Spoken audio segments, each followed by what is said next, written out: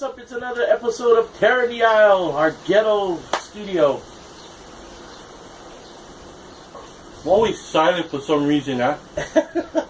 I'm Killer Cow, and this is my boy, Thorny Midnight. And today's episode is brought to you by Comics. Maui Comics and Collectibles. Yes. Oh, for me, where you get yours? I got mine in Vegas, actually. I can't remember the name of the place. But it is a pretty big store, and they got a bunch of stuff. But anyways, today is all about comics, and shout out to QuizX. I can't remember the rest of the part, cosplay and other stuff. It's my nephew Jason. They're in Phoenix for Comic-Con over there. Whoa! So this fits perfectly into our episode. So shout out to my nephew Jason, QuizX, Facebook. I can't remember the rest of his stuff. I was just talking to him. He said everything starts tomorrow, but they got there a day early. Oh. So they're chilling in Phoenix. So fair, when are we going to get a Comic-Con? That's what we're going to talk about right now. We talk need a about Comic-Con, a Horror-Con thing here in the islands. It can be in Oahu. Something. It can be in Oahu. I know they do a lot of... Do you like Power Rangers and Kikaida and like Japanese manga, maybe some stuff like that? That's all I've heard that they have. Yeah, they just had one. Dungeons and Dragons, stuff like that, you know? They That's just had mostly at the I can't remember the name, but at UHMC they just had the Kikaida premiere. Yep, which was pretty awesome. I didn't get to go, but I didn't get to go either. but I heard it was awesome. I saw the previews. It's pretty top notch. So comic books today.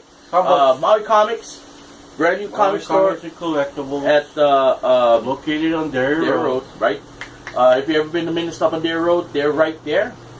Not next to Minnesota, but they're in that same facility, right next door to Akaku. Shout out to Akaku, by the way, Shaggy. That's how you say that. That's how you say it. Akaku. Akaku. Akaku. Anyways, yeah, we just did their, just finished off Championship of Ski Spirit with them. So what did you get at Maui Comics? I got a bunch of stuff, but I'm showcasing 2 comics. So am I. So am I. I'm showcasing 2 comics. I got it big. 2 showcase. Okay. So 4 total. 4. I can count. So what did you get, Mr. Midnight? Well, first off, the first thing I want to show is, as a kid growing up, I collected Punisher comics. Punisher. What kind? I liked Punisher because I grew up watching Rambo, Commando, action flicks, you know, dudes with guns blazing all over the place. So that's what drew me to the Punisher, because Frank Castle, his family got slain by the mafia, and after that he just freaking went all out, all gangster on these guys, and just fucking every machine gun known to man, he has it. Pop quiz. What? When he made his first appearance, who was his first target? Was it Spider-Man? Bingo. That's right. Yeah, Spider-Man. That was like the first issue that he appeared on. Yes, in the real thigh-high white boots. Yeah. Don't know why. And that comic goes for like what, 100,000 now? Something like that. I know it sold for close to $1 million at one point. That's a hot comic. But when I went down to Maui Comics, they had a bunch of Punisher comic books, and I was like, oh my goodness, I gotta get a few of these. I gotta get them. And one of them that I got is issue number 75. The Punisher. I don't know if you can see, but it's embossed. It's embossed. And foily. And there's blood on the knife. Nice! I had to get it. This one has like, there's about 3 stories in it. And it all pertains to the Punisher battling, I forget the name of the group. It's kind of a freaking corrupt type group. Police and all that stuff. But yeah, the Punisher. Had to get it. I had this in my collection one time. One time I had it. At one point. At one point in my life, I had this. I don't know what happened to it. You know, things get moved around, things go into storage, they get water damage from the rain, you're left out. you know, so a lot of my comics got thrown out. So when Maui Comics opened up, I was like, Geeked out. I was geeking out hardcore. And they had their comic book day, yeah, which was pretty awesome. Yeah, I missed that one, but still, there's a comic book store in Maui again. Finally, again. They got collectibles, they got comic books, they even do old school games. Yeah, they have everything, man. Yeah, Ooh, that was awesome. Well, one of these days they're gonna have to put my money down on some of those action figures. They got a bunch of cool stuff in there. Stuff that you haven't seen in ages. Now, the second comic book that I'm going to talk about is one. It's a superhero duo. Mm-hmm. How you say it, right? Duo, like Batman and Robin, but it's a guy and a girl. Cloak and Dagger. Cloak and Dagger, baby. These guys didn't fare too well in the comic book world. They weren't that popular. No, I you know what? I dug them. I thought they were pretty cool, but it was, I have no idea why. Maybe you guys can leave a comment down below why they weren't as popular as they should have been. I mean, or maybe you know the fact of why they only did 4 issues. Well, it was kind of like you know, say no to drugs kind of a superhero group, because these guys, the way they got their powers was, I guess they were tested on for addictive drugs, and one of the drugs that they were tested on immediately gave them their superpowers. Ah. And Dagger, the girl in the white, that's Dagger. Shoots white light dagger stuff. Yes, and she can heal with her dagger. She can heal people that are strongly addicted to drugs. So she can basically, like, you know, heal people and get them back on the right track. Whereas Cloak, he has the ability to tap into the dark dimensions. Yes. So One get engulfed by his cloak. One can heal and one can freaking destroy the enemy.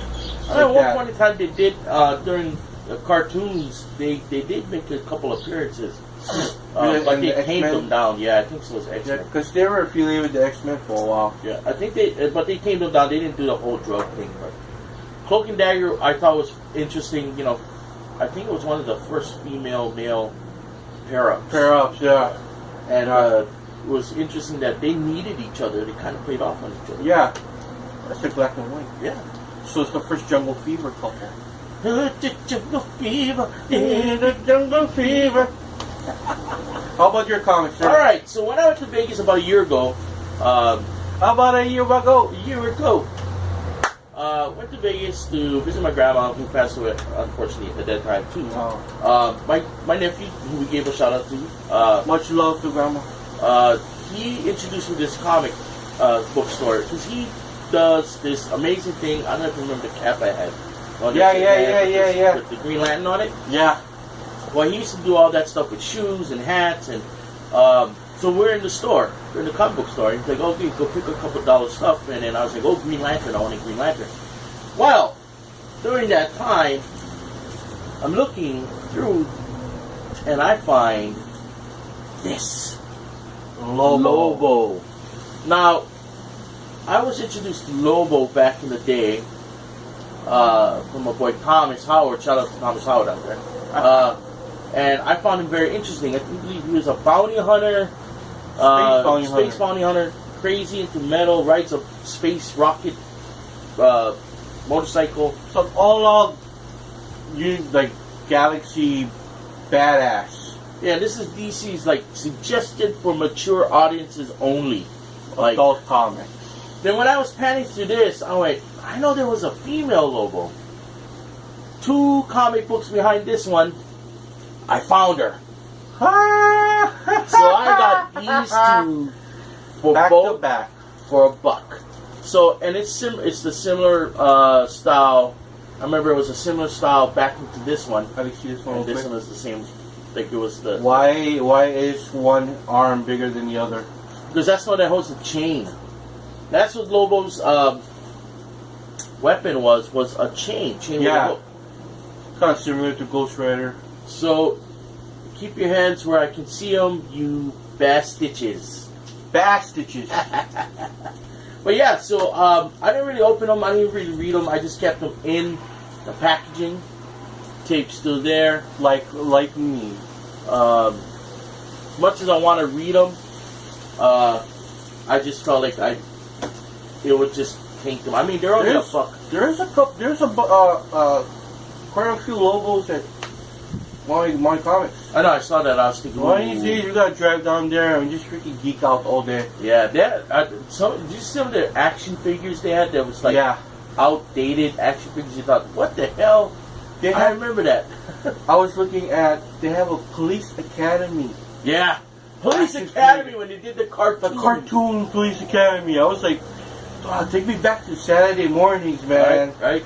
They had a Ghostbusters one too, right? Yeah, the real Ghostbusters. Real Ghostbusters. You know, if they ever get a hold of some of those action figures from the real Ghostbusters, I'm buying them. The real Ghostbusters had, if I'm not mistaken, the Fright the Fright one where they come with like a little slimer or some sort of ghost, a special weapon, and then if you can hit a button or push something in the back and squeeze their legs, they would look like they're cartoony afraid. Those go for over $750,000. He is going to Maui Comics right now. What? I just found that out. So if you have one in the box, it is big time money. I have a couple collections that's out of box. Oh no, in box. I have I do as well. I have The Rock, Dwayne Johnson in box, mint condition. Yeah, I have a John Cena in mint condition hanging on my wall. I have a Kurt Angle, the Wheaties, with a Wheaties looking box thingy. Oh, I remember he used to carry that thing all over the place. Yeah, I have one of those in the box too yet, untouched. It's in storage somewhere, so I'm not sure how much they're running for, but as much as I wanted to play with them, I had a couple other rocks out of, so I would play with them as a grown adult.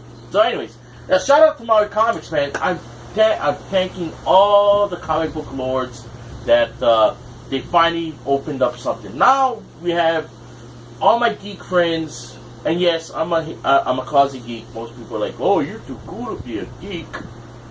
Everybody knows I'm a geek already because I wear these glasses all the time.